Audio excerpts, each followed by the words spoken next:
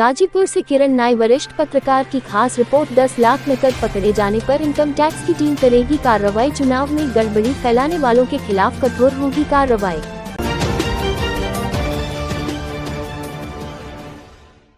खबर गाजीपुर जिले से है, जहां पर जिलाधिकारी आर्यका अखौरी ने बताया कि जनपद में आदर्श आचार संहिता के लागू हो गई है, जिसमें निष्पक्ष लोकसभा चुनाव कराने के लिए हम सभी लोग कृत संकल्पित हैं। चुनाव में किसी भी प्रकार की गड़बड़ी फैलाने वालों के खिलाफ कठोर कार्रवाई होगी। उन्होंने जनपद वासियों से आचार संहिता का पालन करने का अपील किया है। डीएम ने बताया कि प्रत्येक विधानसभा में उड़न दस्ता दल सक्रिय हो गया है। कोई भी व्यक्ति 50,000 से अधिक नकदी एक जगह से दूसरे जगह नहीं ले जा सकता है। 50,000 से अधिक धनराशि ले जाने पर आवश्यक कागजात साथ रखें। 10 लाख रुपए नकदी के साथ पकड़े जाने पर इनकम टैक्स की टीम कार्रवाई करेगी। लोकसभा चुनाव में प्रत्याशी के खर्च की सीमा 95 लाख रुपया है। उन्होंने बताया कि कोई भी दल या अभ्यर्थी किसी भी ऐसी गतिविधि में शामिल नहीं होगा जिसमें धार्मिक, भाषाई व समुदाय के बीच मतभेद होने या नफरत या तनाव होने की आशंका हो। किसी भी व्यक्ति के अनुमति के बिना उसके घर या परिसर पर बैनर, झंडा नहीं लगा सकते हैं। सभाओं और कार्यक्रमों की सूचना प्रशासन को देना होगा। बिना अनुमति के लाउड स्पीकर वाहन का प्रयोग नहीं कर सकते हैं। पंपलेट या पोस्टर के मुद्रण पर उसके प्रकाशक की पहचान की घोषणा अवश्य होना चाहिए। सभी प्रिंटिंग प्रेस आचार संहिता का पालन करेंगे। भारत निर्वाचन आयोग के निर्देशानुसार वीडियो निगरानी टीम, लेखा टीम, उड़न दस्ता को क्रियाशील कर दिया है। पुलिस अधीक्षक ओमवीर सिंह ने बताया कि चुनाव में धनबल, बाहुबल एवं सोशल मीडिया के माध्यम से चुनाव को प्रभावित करने वालों के खिलाफ सख्त कार्रवाई होगी। सघन चेकिंग अभियान चलता रहेगा। गुंडा एक्ट, मिनी गुंडा एक्ट के तहत कार्रवाई हो रही है। लाइसेंसी हथियारों का प्रदर्शन कोई नहीं करेगा। किस तरह की तैयारियां किया हुआ है, तो निष्पक्ष शांतिपूर्ण तरीके से चुनाव संपन्न कराने के लिए किस तरह की व्यवस्थाएं पुलिस प्रशासन के द्वारा की गई? विगत लगभग 6 महीने से पुलिस प्रशासन अपनी तैयारी निष्पक्ष, शांतिपूर्ण और पारदर्शी चुनाव कराने के लिए कर रहा है। ऐसे लोग जिनसे चुनावी प्रक्रिया में बाधा होने की आशंका है, ऐसे लोगों के विरुद्ध निरोधात्मक कार्रवाई की जा रही है, की जा चुकी है। करीब 11,000 लोगों के विरुद्ध अभी तक निरोधात्मक कार्रवाई की जा चुकी है। काफ़ी लोग जो हैबिचुअल ऑफेंडर्स हैं और जो बार बार अपराध करने के आदी हैं और चुनावी प्रक्रिया में भी पूर्व में उनके द्वारा एंड टू एंड प्रिपेरेंट बाधा उत्पन्न करने का प्रयास किया गया है। ऐसे सभी लोगों को चिन्हित करके उनके विरुद्ध गुंडा एक्ट और 110G इत्यादि की कार्रवाई की गई है और आगे भी चिन्हीकरण करके की जा रही है। जो चुनाव है उसमें किसी भी तरह का कोई धनबल, बाहुबल, कोई मिस इन्फॉर्मेशन या MCC का वायलेशन ना हो, इसके लिए जिला प्रशासन की टीम हर पूरे जनपद के प्रत्येक क्षेत्र में क्रियाशील हो चुकी है। FST क्रियाशील हो चुकी है। सभी थाने की मोबाइल भी MCC के एनफोर्समेंट के लिए लगी हुई है। जैसे ही कल चुनाव डिक्लेयर हुआ था, जिलाधिकारी और मैं दोनों ही पूरी टीम के साथ गाजीपुर शहर के अंदर और जितने हमारे फील्ड ऑफिसर्स हैं, थाना प्रभारी, क्षेत्राधिकारी, उप जिलाधिकारी, अपने अपने कार्य क्षेत्र में उनके द्वारा भी है। और जैसा माननीय आयोग के निर्देश हैं, 72 घंटे के अंदर अंदर ये सभी जो अनाधिकृत रूप से होर्डिंग्स, बैनर्स इत्यादि लगे हुए थे, इन सभी को बिल्कुल हटा दिया जाएगा और एक इस तरह का सकारात्मक माहौल तैयार किया जाएगा कि सभी मतदाता अपने मताधिकार का निर्भीक होकर उपयोग करें, अपनी इच्छा से उपयोग करें और शांतिपूर्ण तरीके से पूरी प्रक्रिया संपन्न करें। गाजीपुर में सर कितने संवेदनशील, अति संवेदनशील बूथ हैं और उस पर किस तरह की सुरक्षा व्यवस्था कैसे पैनी निगाह रखी जाएगी जो कि शांतिपूर्ण ढंग से मतदान कराया जा सके? जितने हमारे संवेदनशील और अति संवेदनशील पोलिंग स्टेशंस हैं, उन सभी के लिए माननीय आयोग द्वारा पर्याप्त संख्या में अर्धसैनिक बलों की तैनाती की जा रही है। इसके अलावा जिलाधिकारी गाजीपुर के स्तर से जो इस तरह के मतदान स्थल हैं जहां किसी भी तरह का आशंका रहती है, वहाँ पे वेबकास्टिंग, वहाँ पे माइक्रो ऑब्जर्वर, ये सब लगा के पूर्ण व्यवस्था की जाएगी। और ये डायनेमिक प्रोसेस है। अभी तक आप सबकी संज्ञान में है कि अभी सभी पार्टी के कैंडिडेट भी नहीं हैं, क्योंकि एक बार कैंडिडेट्स आ जाते हैं उसके बाद और एक आप ऑब्जेक्टिव असेसमेंट सिचुएशन का कर सकते हैं। वो एक डायनेमिक है। जो अब तक हुआ है वो पूर्व के डेटा के आधार पर है, तो वो तैयारियां कर ली गई हैं। जैसे जैसे अब आगे परिस्थितियाँ उत्पन्न होंगी तो उसके अनुरूप कार्रवाई की जाएगी। उसकी टाइमलाइन जिलाधिकारी महोदय द्वारा बताई गई है। पुलिस की मुख्य भूमिका इसमें यह है कि पूरे जनपद में इस तरह का माहौल है कि जितने मतदाता हैं वो अपने मताधिकार का उपयोग निर्भीक हो बिना किसी दबाव के कर सकें। इसके लिए जो पुलिस का फोकस है मुख्य रूप से जो चुनाव में होने वाली गड़बड़ियां हैं उसके 4 डायमेंशंस हैं। वो धन बल के आधार पर चुनाव को प्रभावित किया जा सकता है, वो बाहुबल के आधार पर चुनाव प्रभावित करने का प्रयास किया जा सकता है, वो आजकल एक और सोशल मीडिया का उपयोग करके भी लोग उसमें मिस इन्फॉर्मेशन,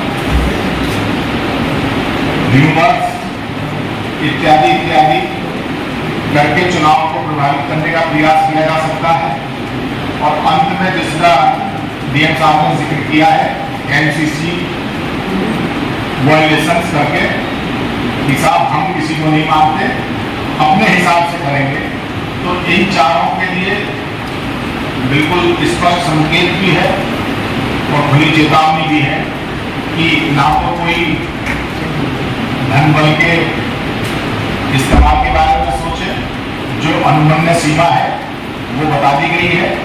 अपनी सीमा के अंतर्गत रह के अगर कोई कैंडिडेट खर्च करता है ठीक है, अदरवाइज उससे ज्यादा अगर होता है, क्योंकि कंट्रोल रूम खुला हुआ है, हर जगह कंट्रोल रूम खुला हुआ है, जिला निर्वाचन कार्यालय में भी है, प्रदेश स्तर पर भी है, कहीं पे भी कोई भी शहरी सूचना दे सकता है, उस पर तुरंत कार्रवाई होगी।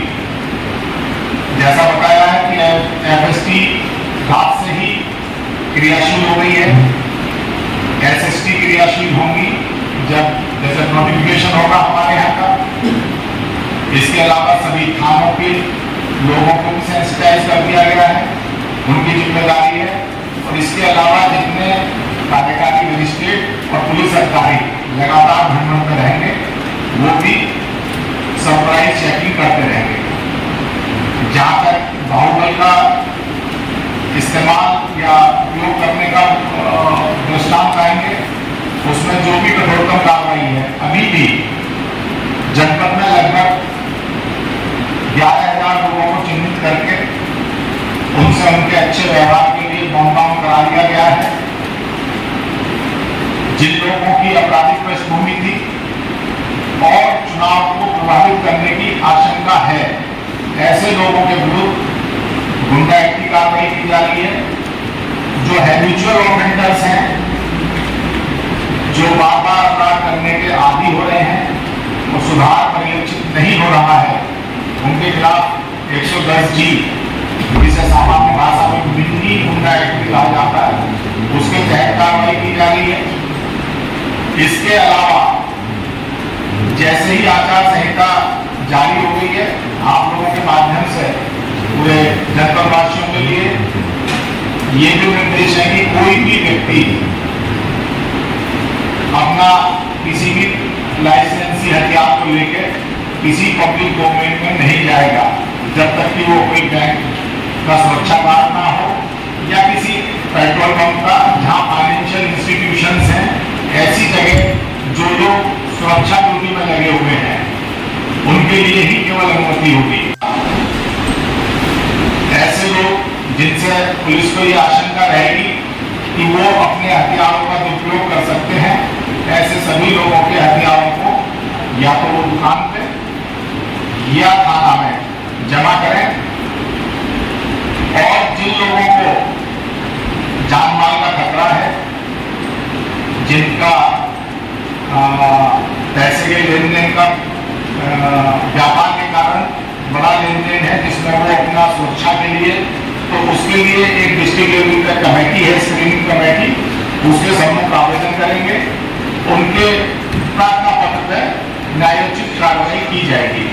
अगर ये आवश्यक प्रतीत होगा कि उन्हें रखना है तो रखेंगे।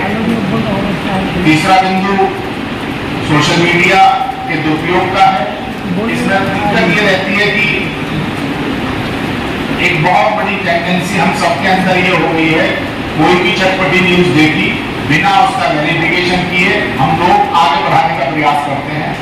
बार बार जब अनौपचारिक रूप से आप लोगों से बात होती है तब भी मैं कहता हूँ कि अगर आपके मोबाइल से कोई गलत इंफॉर्मेशन, कोई इस तरह की इंफॉर्मेशन जिससे जातिगत उन्माद पैदा हो सकता है, जिससे धार्मिक उन्माद पैदा हो सकता है, समाज के विभिन्न वर्गों में टकराव या उनमें किसी तरह की ऐसी स्थिति उत्पन्न हो सकती है फौजदारी आमादा होने की, तो उस संदेश को प्रसारित करने वाला उस जिम्मेदारी से बच नहीं पाएगा और सुसंगत धाराओं में उसके ऊपर अभियोग पंजीकृत करके कार्रवाई की जाएगी। अतः मेरा आप लोगों के माध्यम से सभी लोगों से निवेदन है कि अगर किसी भी सोशल मीडिया प्लेटफॉर्म पर या जैसे कि व्हाट्सएप, फेसबुक, इंस्टाग्राम, टेलीग्राम इत्यादि पर अगर कोई गलत मैसेज आ भी जाता है, तत्काल उसे अपने स्थानीय थाने के नॉलेज में लाएं, उन्हें संज्ञानित कराएं और उसे डिलीट कर दें। अगर उसका सपने में भी उसे अग्रेसिविटी या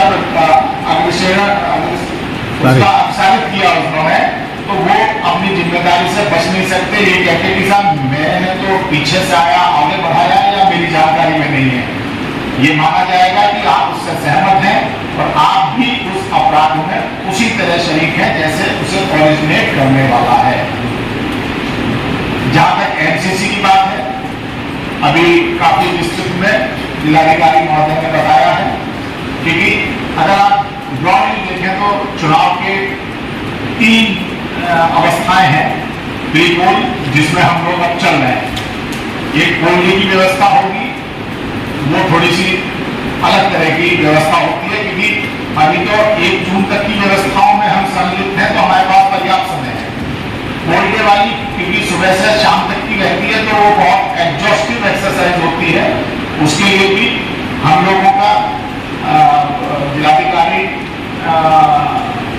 महोदय ने और हम लोगों ने उसका भी एक फ्रेमवर्क तैयार कर लिया है।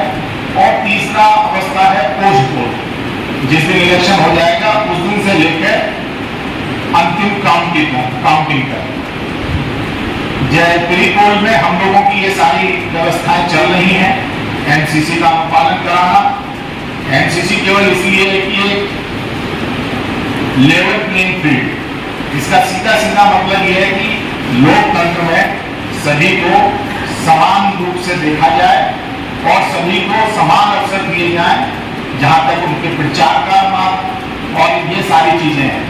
इसके लिए ये नहीं है कि कोई विशेष व्यक्ति को कोई विशेष तरह का कोई सहूलियत या सुविधा दी जाए। जो इलेक्शन लड़ रहा है